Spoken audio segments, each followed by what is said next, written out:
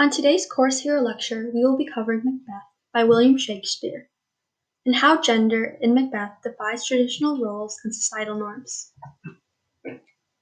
What is gender? At birth, people are assigned a sex, male or female. Sex is determined by the biological categorization based on reproductional organs.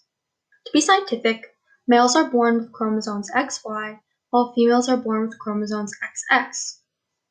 Physiological differences between males and females exist due to the process of reproduction. Normally, the sex of an individual aligns with their gender. However, in some cases, an individual's gender might not align with their sex.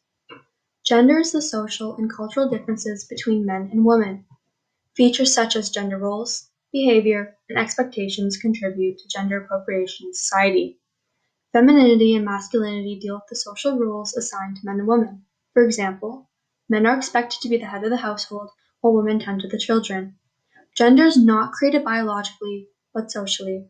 Therefore, gender differences can vary from one culture to another, although many standards of masculinity and femininity are universal. How is gender explored in Macbeth? Femininity is explored through Lady Macbeth questioning Macbeth's manhood, and how Lady Macbeth is a victim of her own devotion to Macbeth. Masculinity is explored by Lady Macbeth's masculine traits, and Macbeth manipulated by his own manliness. Androgyny, a gray area between masculinity and femininity, are discussed in the physical appearance of three witches, and supernaturalism representing power and guilt. Femininity in Macbeth. Lady Macbeth's womanhood. Like Macbeth, Lady Macbeth eventually becomes overpowered by guilt. Signs of Macbeth's insanity begin after murdering Duncan, while Lady Macbeth's insanity comes from the promise of the prophecies. By Act 5, she's gone completely mad. Macbeth becomes more unbothered after each criminal act, eventually portraying the masculinity Lady Macbeth had. Thus, I read Lady Macbeth's encouragement of her husband's regicide as Shakespeare's parodic depiction of wifely duty comes from the article Blood Will Have Blood, Power, Performance, and the Trouble with Gender by Alfair. Lady Macbeth is the victim to her own devotion for Macbeth. A quote to support Lady Macbeth's womanhood is, "Out damn spot, I say! Who would have thought the old man would have so much blood on him?" Gender in Macbeth expresses differences between good versus evil and insanity versus insanity. The insanity of Lady Macbeth reveals her vulnerability and guiltiness. The parallel between Macbeth's insanity at the beginning of the play and Lady Macbeth's at the end contemplates gender. In a world where affair is foul and the natural order is completely subverted, Macbeth becomes completely confident in his grasp of power, while Lady Macbeth wanders the castle corridors at night bemoaning her unclean hands following the murder of Duncan and his guards. Coming from the article He Says, She Says, Shakespeare's Macbeth, a Gender Personality Study by Thompson.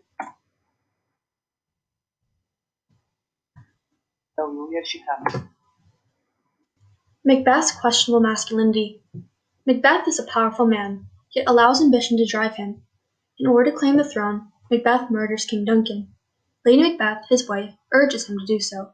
She is the one who turns his noble and valiant conquests on the fields of war into butchery in the eyes of his former friends and countrymen. Coming from He Says, She Says, Shakespeare's Macbeth, a Gender Personality Study by Anna Khanna. When guilt overrides Macbeth's psyche, Lady Macbeth manipulates him by questioning his manhood. A quote to support Macbeth's questionable masculinity is, "Yet do I fear thy nature is too full of oath milk of human kindness to catch the nearest way."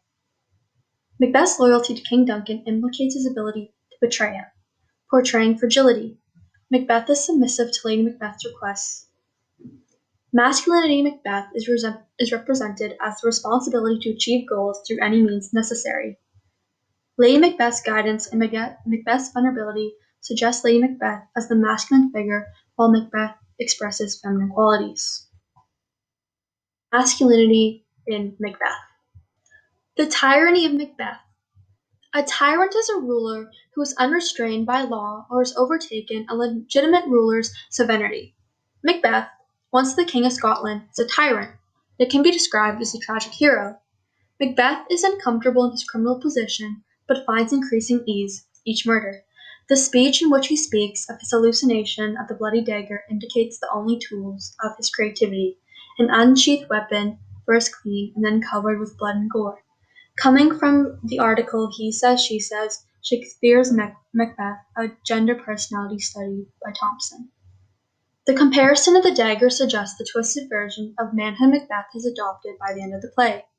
Macbeth's masculinity is shown in his abilities on the battlefield. He lacks the skills necessary to rule without tyranny. A quote that supports the tyranny of Macbeth is, "I have almost forgot the taste of fears. I have supped full with horrors. Direness, familiar to my slaughterous thoughts, cannot once start me." The prophecies of three witches makes Macbeth convinced he is invincible. Macbeth's masculinity contributes to his ambition to protect his place on the throne. Conversely, his masculinity establishes in his mind his reign is unstoppable. Macbeth's manliness is his downfall when his vile masculinity is beaten by Macduff's nobility. Lady Macbeth's masculinity. Shakespeare gives Lady Macbeth an untraditional female role. Lady Macbeth is given masculine traits to create an antagonist. Lady Macbeth introduces and inspires the violent view of masculinity Macbeth eventually characterizes. Alfred states, when she encourages Macbeth's violence by questioning his manhood, she is perceived not just as shrewish, but as the place source for the definition of masculinity is violence. Coming from the article Blood Will Have Blood, Power Performance, and the Trouble of Gender. A quote to support Lady Macbeth's masculinity is, "Come to my woman's breast and take my milk for gall, you murdering ministers." Lady Macbeth summons evil and supernatural, desiring for her femininity to be banished. She convinces herself she can handle the wickedness and brutality she equates with masculinity and kingship, until she sees its disastrous results and suffers its punishing consequences. Coming from the article He Says, She Says, Shakespeare's Macbeth, Gender Personality Study. Masculinity in Macbeth is cruel and merciless, a role Lady Macbeth embodies. Lady Macbeth's ambition, derived from prophecies, dictate her villainy. Androgyny in Macbeth. The Three Witches' Androgyny. The force of the supernatural Macbeth is not limited to gender binaries. It serves as an insight to character development and differentiates between good and evil. It is a catalyst for action, but not responsible for Macbeth or Lady Macbeth's actions. The gender-neutral appearance of the three witches is symbolic of the gender ambiguity Shakespeare represents. A quote to support the three witches' androgyny is, "That earth not like the inhabitants of the earth. You should be woman, and yet your beards forbid me to interpret you that you so are." The sex of the three witches is female, thus they are expected to have feminine traits, yet they have beards, which is a masculine attribute. The three witches challenge traditional societal gender norms. The difficulty of gender characterization and the attempt on the part of the male characters to neatly file other people into a clear gender-specific role, the witches should be women, explains Thompson from the article He Says, She Says, Shakespeare's Macbeth, a Gender Personality Study, further describing how Shakespeare denies gender binaries. Additionally, the otherworldly physicality of the witches signify the supernatural forces present. Theme of supernaturalism. The witches, Banquo's ghosts, the dagger, and the apparition are motives of the supernatural in Macbeth. The supernatural elements feed the ambitions of the Macbeths. When exploring gender, the supernatural conveys masculinity as a barbaric quality, adopted by both male and female. Macbeth overtly resists reinscribing binary oppositions of female-male, active-passive, good-evil, by exposing structures of violence and tyranny as dependent on naturalized definitions of femininity and masculinity. Coming from the article Blood Will Have Blood, Power Performance, and the Trouble of Gender by Alfer. A quote to support the theme of supernaturalism is, "Fair is foul, and foul is fair. What might not seem good and just is wicked and deceitful." Macbeth's masculinity is perceived as nobility, but his views become twisted by Lady Macbeth, the female presence in his life.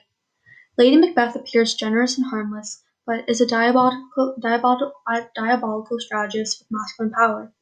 Ambition in Macbeth does not consider gender roles and questions what it means to be masculine or feminine. Why explore gender in Macbeth? Gender is a social construct. It is a structural feature of society and the sociological significance of gender is that it is a device by which society controls its members. Gender, like social class and race, can be used to socially categorize people and even lead to prejudice and discrimination. Today, many people live in places that allow freedom of self-expression. As society changes, so does the acceptance of gender and the abandonment of traditional gender roles. Some would argue that gender is a spectrum. Masculinity and femininity are on the ends of the spectrum, while the space in between is non-conforming. Gender identities such as non-binary and genderqueer are not exclusively masculine or feminine. Macbeth by Shakespeare challenges traditional gender norms and identity. Macbeth was published in 1606, at a time when gender roles were non-negotiable. Women were housewives who had children, and men did the labor work. Men were superior in society. Macbeth abandons definitive femininity and masculinity, allowing Lady Macbeth and Macbeth to be equals in their relationship. The supernatural's androgyny introduces agender attributes. Most first world countries view all people as equals. Traditional gender roles still exist, but they are not as prominent as society changes. Macbeth is ahead of its time when considering how Shakespeare expresses gender. For these reasons, Macbeth is a piece of literature relevant to the modern audience. Conclusion. What are the main takeaways about gender in Macbeth? Femininity in Macbeth explores Macbeth's manhood being consistently questioned by Lady Macbeth, and Lady Macbeth falling victim to the ambition of the prophecies. She is a parallel to Macbeth's insanity at the beginning of the play. Masculinity in Macbeth is explored by Lady Macbeth as a masculine presenting antagonist and the role of an untraditional female. Macbeth's tyranny and transformation into a criminal.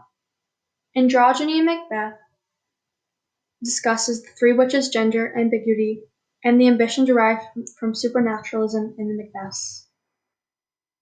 Thank you for listening to this Course Hero lecture.